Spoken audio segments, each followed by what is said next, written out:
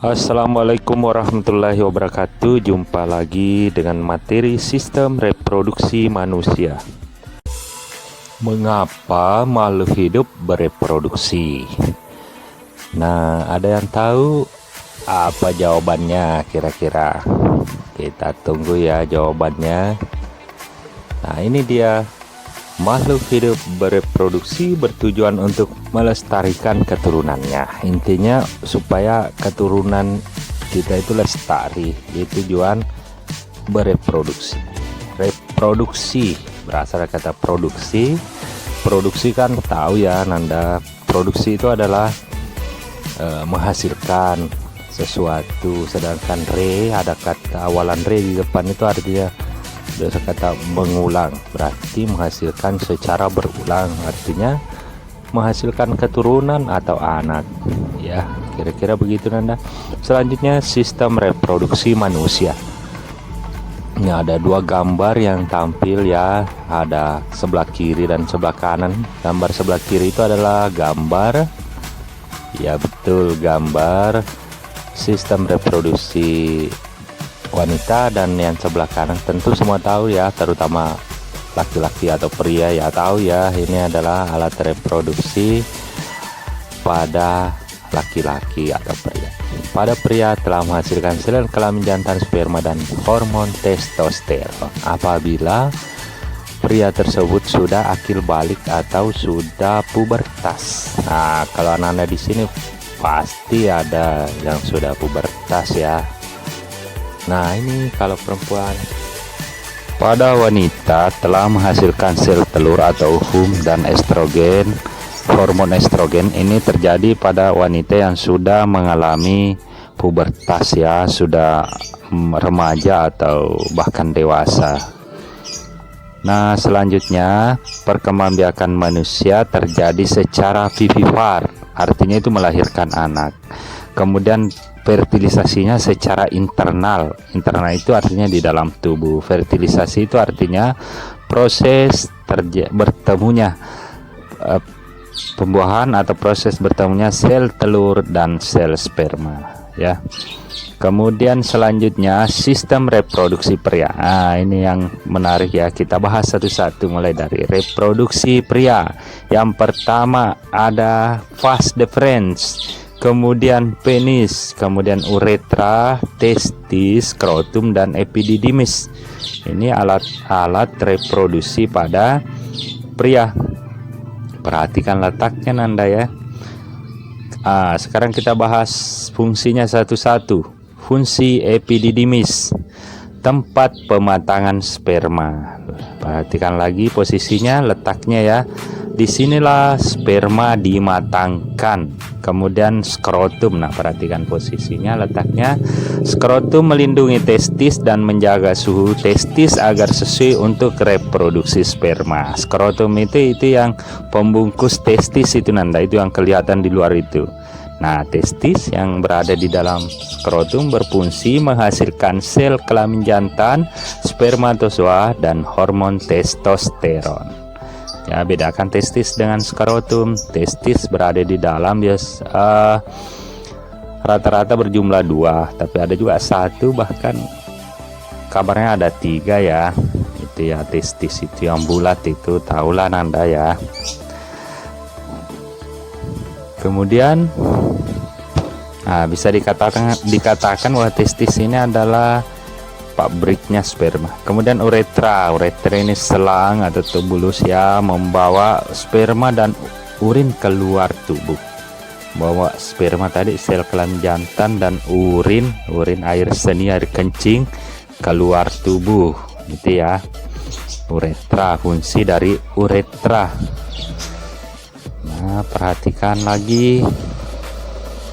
Selanjutnya yang paling penting ini tentu para pria tahu ya. Iya.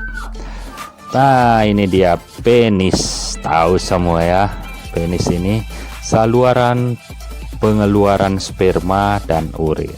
Saluran pengeluaran sperma atau terjadi apabila terjadi ejakulasi dan pengeluaran urin. Ada 2 fungsi utamanya ya penis ya Anda ya. Ya, itu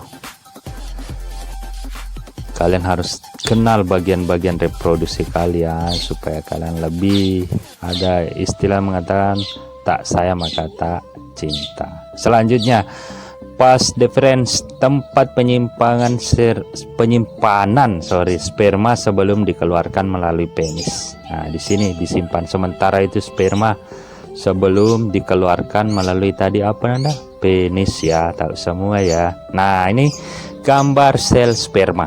Nah, ini perhatikan gambar sel sperma ini. Jadi jangan dikira nanda itu yang keluar melalui penis itu adalah sperma yang kelihatan itu ya, bukan. Itu yang kelihatan itu adalah cairan semen. Sebenarnya sperma ini, sel sperma bisa dilihat hanya melalui mikroskop. Jadi sangat kecil nanda. Terdiri dari kepala, badan, dan ekor. Ya mirip apa ya? Mirip kecebong ya. Kecebong yang anak katak gitu ya, sebelum jadi katak gitu ya. Jadi ini bisa diproduksi beribu-ribu sekali keluar ya sperma itu Anda. Selanjutnya sistem reproduksi wanita. Nah, kita pindah ke wanita. Jangan malu-malu Anda yang si wanita ya. Kita harus tahu bagian-bagian tubuh kita supaya kita lebih mencintai ya.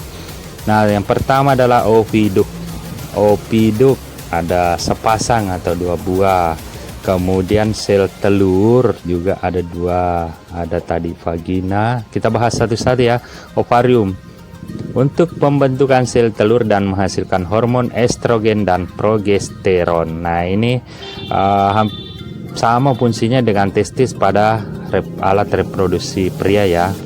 Jadi pabriknya sel telur berjumlah 2 atau sepasang, satu kiri dan satu kanan. Kemudian oviduk sebagai tempat terjadinya fertilisasi. Ya, disinilah terjadi fertilisasi. Nama lain dari oviduk adalah tuba fallopi. Terjadi fertilisasi atau pembuahan, proses bertemunya sel sperma dan sel telur. Di situ ketemu nanda di oviduk ya.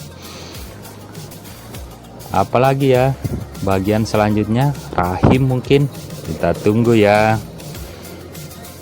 Iya, rahim, betul, rahim atau uterus. Nah, di sini sebagai tempat perkembangan dan pertumbuhan janin. Semua makhluk hidup, pertama kita manusia, karena yang dibahas adalah manusia, kita pernah berada di sini ya.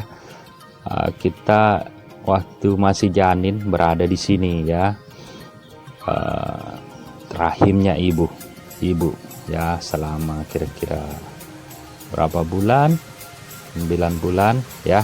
Kemudian vagina, nah ini juga organ yang sangat penting, organ untuk masuknya sperma dan keluarnya bayi. Pasangannya kalau di organ reproduksi laki-laki apa? Pintar. Pasangannya adalah penis ya.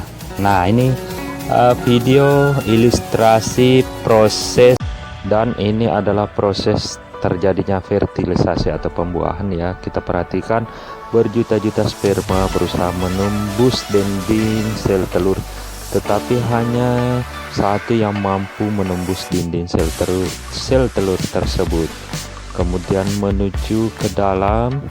Dan kita perhatikan ya, hanya satu sel sperma masuk menembus dinding sel telur, dan inilah akhirnya terjadilah proses pembuahan atau fertilisasi. Demikianlah materi kita kali ini, dan saya akhiri. Wassalamualaikum warahmatullahi wabarakatuh.